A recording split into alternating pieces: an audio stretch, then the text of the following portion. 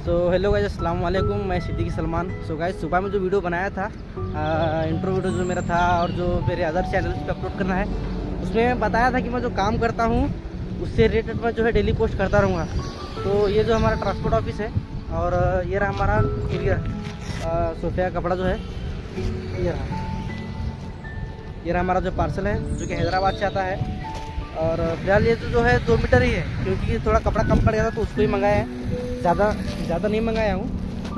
मैं दिख रहा बराबर जिसमें मैं दिख रहा पूरा, तो 2 मीटर ही मंगाए, ज़्यादा नहीं मंगाए।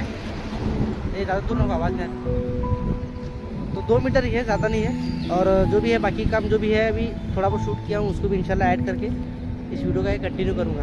तो ये थोड़ा सा रास्ते का फ़ोटो शूट है जिसका ये वीडियो है, और हम लोग जो शूट कर रहे हैं थोड़ा सा जो है टाइम पास के लिए शूट कर रहे हैं।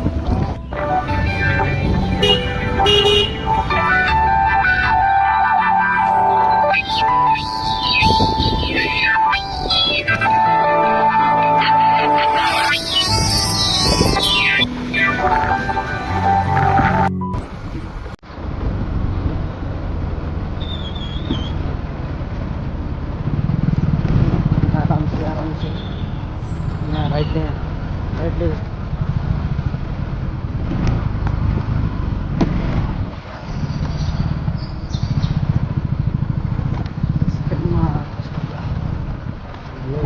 आराम से वीडियो